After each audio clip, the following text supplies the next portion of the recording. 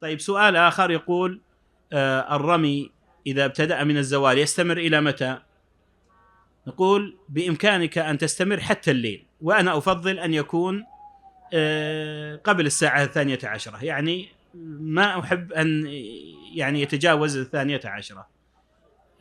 نقول هذا احتياطا يعني، وإلا الحقيقة ما أجد دليلا يحدد نهاية الرمي إلى الوقت الفلاني، ولكن هذا من باب الاحتياط فقط. والحمد لله الوقت واسع، يعني إلى الساعة 12 ليلا الوقت واسع. تفضل.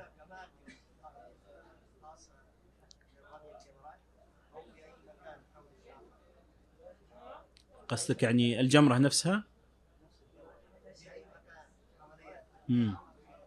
طيب بالنسبة للجمرات الثلاث، هل فيه جهة مخصوصة بالرمي أو مع جميع الجهات، يعني مع الحوض مع جميع جهاته؟ نقول بالنسبة للجمرة الصغرى والوسطى مع جميع الجهات باستطاعتك أن ترمي. بالنسبة للجمرة الكبرى الأصل أن جهتها الشرقية كانت جبلا، كانت عقبة، يعني ليست التي في جهة مكة، وإنما التي في بعكسها، يعني من جهة منى، أي نعم في جهة الجمرة الوسطى، يعني جهة التي في جهة الجمرة الوسطى الأولى أن لا ترمي مع هذه الجهة، ولو رميت الآن لجاز. لماذا؟ لأنها قد زالت الآن العقبة، لكن في السابق ما كانوا يستطيعون أن يرموها من تلك الجهة لأن هناك جبل، يعني هي كانت ملتصقة بالجبل فلا يستطيعون أن يرموا. الآن أزيل الجبل وأصبح هناك مثل هذه الأحواض تخدمك إذا رميت الحصى يتسلسل حتى يقع في موقعه. نعم تفضل. بالنسبة لتأخير طواف الإفاضة مع الوداع يصلح في حالة إذا كان مفردا أو قارنا وطاف وسعى للقدوم، إذا سعى قبل يوم عرفة فيبقى عليه بعد ذلك طواف الإفاضة فقط، والسعي انتهى منه، ويبقى عليه طواف الوداع. بإمكانه أن يؤجل طواف الإفاضة إلى آخر الوقت ويغنيه عن طواف الوداع، يعني هذا بالإمكان. لكن بالنسبة للمتمتع لا، لأنه سيسعى بعد ذلك، فيكون آخر عهده بالبيت السعي وليس الطواف.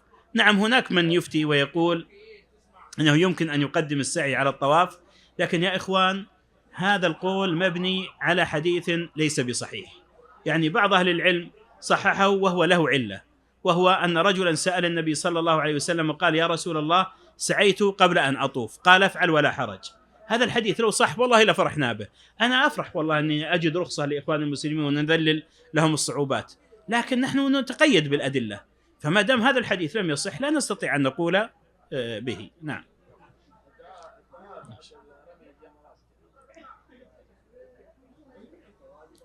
الدعاء يا إخوان بعد الجمرة الصغرى وبعد الجمرة الوسطى، أما الجمرة الكبرى فليس بعدها دعاء. فإذا رميت الجمرة الوسطى تتنحى إلى جهة الشمال قليلا ثم تدعو، وإذا رميت الصغرى وإذا رميت الجمرة الوسطى تتنحى إلى جهة اليمين قليلا وتدعو، أما الجمرة الكبرى فلا. تفضل يا أخي.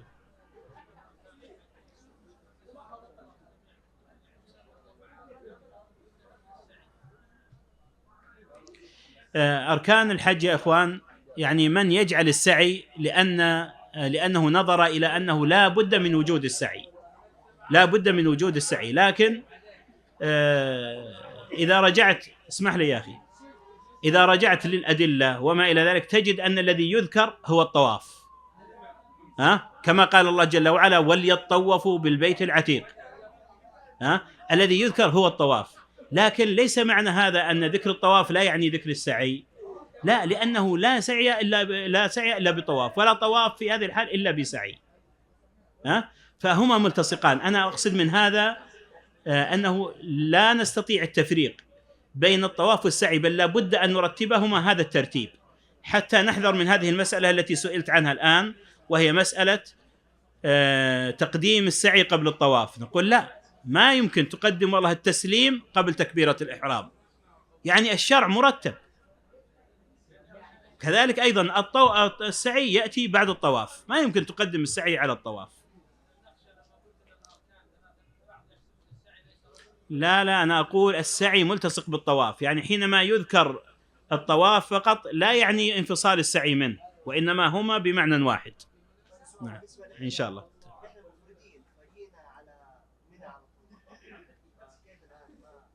ما في بأس، يعني طواف القدوم، يعني الطواف السعي أول ما يأتي الإنسان هذا سنة، يعني إذا ذهب إلى منى لا بأس يجوز، لكن عليه أن يطوف ويسعى بعد ذلك. والسعي لا، هذا اللي ما يصلح، يعني ما يصلح فيما أرى، يعني هناك من يفتي بهذا، لكن أنا قلت لكم إن هذا مبني على حديث ضعيف، لو صح لفرحنا به، أنا والله ودي أنه يصح، ولو دفعت كثيرا من مالي في سبيل أنه يصح ودي، لكن ما ليس في أيدينا. نعم. الحل سلمك الله أن تطوف وتسعى ثم بعد ذلك تطوف للوداع، هذا الحل، والمتمتع كذلك. نعم. نعم. يعني طيب، الأخ يسأل عن شرط الطهارة في الطواف. نقول أيها الإخوة، الطهارة طهارتان: طهارة من حدث أكبر وطهارة من حدث أصغر. فالطهارة من الحدث الأكبر كالحيض أكرم الله الجميع والنفساء والجنابة ونحو ذلك، هذه لا بد منها، لا يجوز الطواف وعلى الإنسان شيء من رجل وامرأة، نتكلم عن الجميع. الرجل لا يمكن أن يكون جنبا، والمرأة لا يمكن أن تكون حائضا ولا نفسا، ما يصح منهم وقوع هذه العبادة.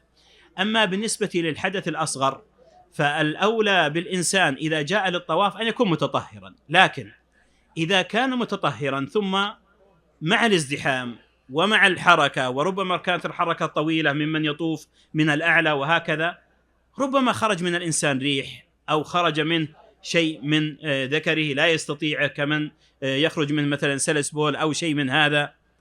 فلو قلنا للناس لا، في هذه الحال لابد أن تذهبوا وتتوضأوا، هذه فيها مشقة عظيمة خاصة في مثل الازدحامات، وليس هناك ذاك الدليل الملزم. يعني لو فيه دليل ملزم لما قلنا يعني بخلاف الدليل، لكن ليس هناك دليل واضح وبين يشترط على الذي يطوف أن يكون متطهرا من الحدث الأصغر. أما الحدث الأكبر نعم فيه أدلة، أما الحدث الأصغر فلا. ولذلك نحن نقول خروجا من الخلاف واحتياطا: تعال وأنت متوضئ، إن ستر الله عليك وأكملت طوافك وأنت متوضئ فالحمد لله، إن حصل شيء فإن شاء الله تعالى تكمل طوافك ولا عليك وليس عليك شيء. طيب خلاص. معليش، يعني اللي يسأل ممكن يسألني الآن. سبحانك اللهم وبحمدك، نشهد أن لا إله إلا أنت، نستغفرك ونتوب إليك.